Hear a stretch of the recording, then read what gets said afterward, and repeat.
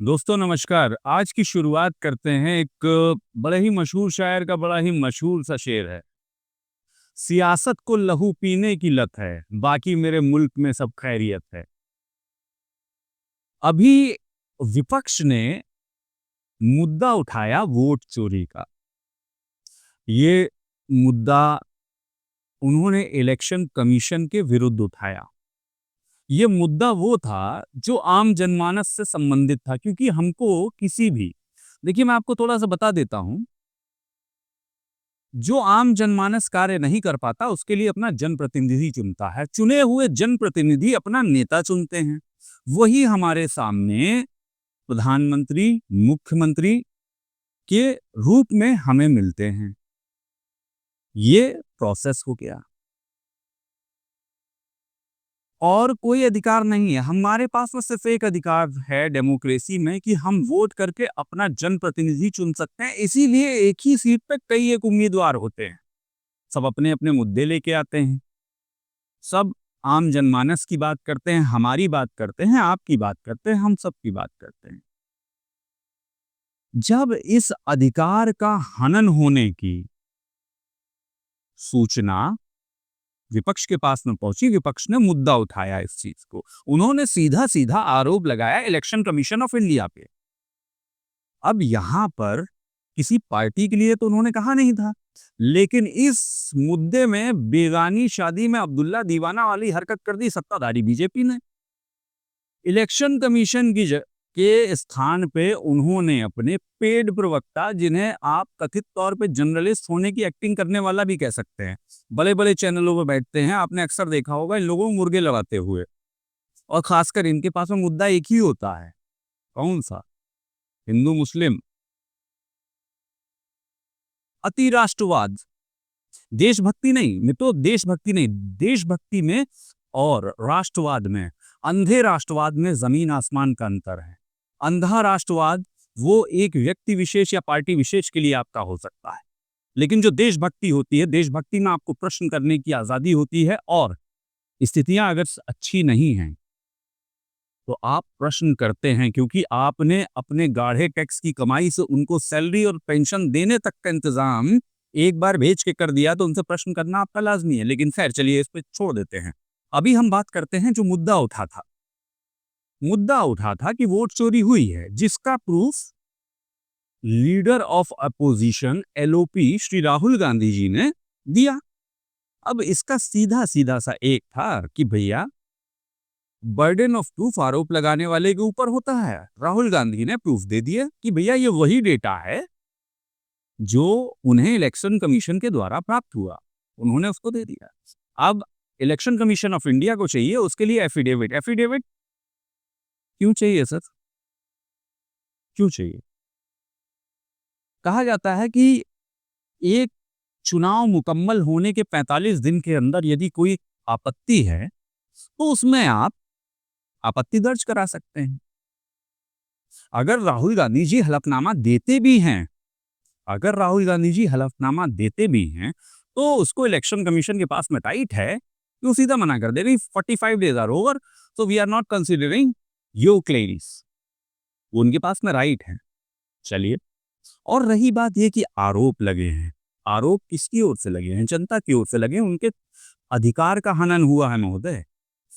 लेकिन यहां पे गलती क्या हो गई सत्ताधारी बीजेपी से कि उन्होंने अपने जो पेड प्रवक्ता हैं, जो कि पार्टी के प्रवक्ता नहीं है, जो बड़े बड़े चैनलों पे आके बैठते हैं, उनको लगा दिया कि इसका किसी भी तरह से खंडन करो या इसके विरुद्ध या कुछ भी ऐसा करो कि ये मुद्दा दबे।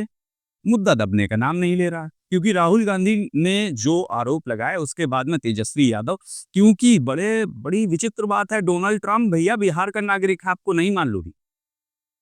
अरे कितना तरक्की करेंगे, मतलब विकास इस लेवल पे पहुंच गया कि अमेरिका का राष्ट्रपति आके बिहार, वो भी हमारे देश के बिहार में नागरिक है। जी है, इसके साक्ष्य हैं, इसके साक्ष्य हैं, वो यहाँ के वोटर हैं। इसे कहते हैं दोस्ती निभाना। चलिए इसको भी जानने देते हैं। उसके बाद में बिहार से बहुत सारी चीजें सामने आई, किस तरह से वोट चोरी, किस तरह से सारी चीजें की जा रही हैं।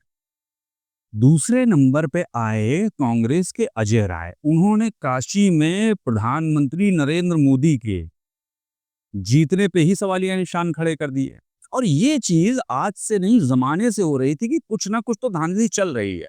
चाहे महाराष्ट्र इलेक्शन में 5 महीने में इतने सारे नए वोटर्स का जुड़ना हो, इतने सारे नए वोटर्स जो कि 5 साल में नहीं जुड़ पाए थे, वो 5 महीने में जुड़ जाते हैं। तो सवाल उठना तो लाजमी है। और ये सवाल किसी पार्टी का नहीं। देखिए, हो सकता है आप आम आदमी पार्टी के समर्थक हैं, हो सकता है बीजेपी के अंधभक्त हैं, हो सकता है आप कांग्रेस समर्थक हैं, हो सकता है आप राष्ट्रीय लोक दल, तृणमूल कांग्रेस या किसी भी पार्टी या विचारधारा के व्यक्ति हो सकते हैं। लेकिन ये आप तभी हो पाएंगे जब आपका जो एक अधिकार है, मत का अधिकार, जब वो सुरक्षित रहेगा। और यदि वो सुरक्षित नहीं है, वो सुरक्षित नहीं है, तो क्या होगा महोदय? आप किसी में नहीं गिने जाएंगे, चाहे हम हों या आप हों। अब अगला जो मुद्दा है सर, एक दरखास्त थी, एक रिक्वेस्ट थी सारे देश की जनता के बिहाफ पे। जब आपके पेड प्रवक्ता कुछ ना कर पाए, जब कुछ भी ना हो सका, क्योंकि ये मुद्दा इतना संवेदनशील था वोट चोरी का, जिस पे पूरा देश एकजुट होते हुए दिखाई दे रहा है। राहुल गांधी ने इसके लिए मिस कॉल कैंपेन भी चलाया है, एक नंबर जारी किया, एक वेबसाइट जारी करी, सब कुछ करके दिया। उसके बावजूद ये मुद्दा दबा नहीं और बढ़ता चला गया, लोग उससे जुड़ते चले गए।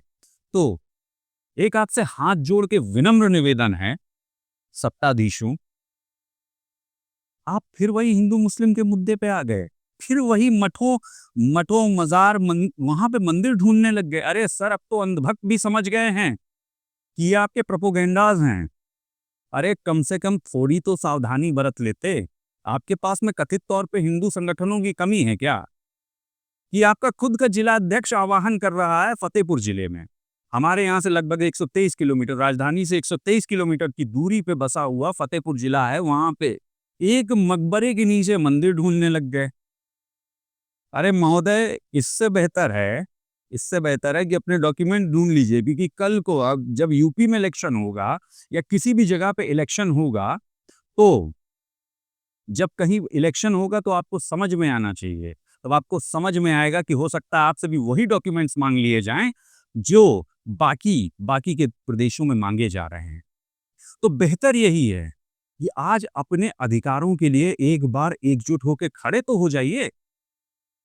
और रही बात की मुद्दा उठाने की या ना उठाने की, सर, माननीय ऑनरेबल सुप्रीम कोर्ट का कहना है कि ये जो एसआईआर में जो डॉक्यूमेंट्स मांगे गए हैं इतनी कम अवधि में, यदि न्यायाधीश महोदय ये कह रहे हैं कि यदि इलेक्शन कमीशन हमसे मांगेगा तो मैं इस वक्त नहीं दे सकता, इसके लिए भी समय चाहिए। क्या चुनाव का भी अधिकार हमसे छीन लेंगे? एक काम करिए ना सर, सीधा सीधा घोषित कर दीजिए कि ये इस समय तानाशाही है, ना वोटिंग का अधिकार ना किसी चीज का अधिकार। और अगर आप चाहते हैं कि अपनी राष्ट्रीयता, अपने आप का अस्तित्व बचाए रखना चाहते हैं, तो आप सभी से अनुरोध है कि एक बार अपने मतों के लिए, अपने अधिकारों के लिए खड़े होइए। ये मेरा आपसे अनुरोध है। नमस्कार।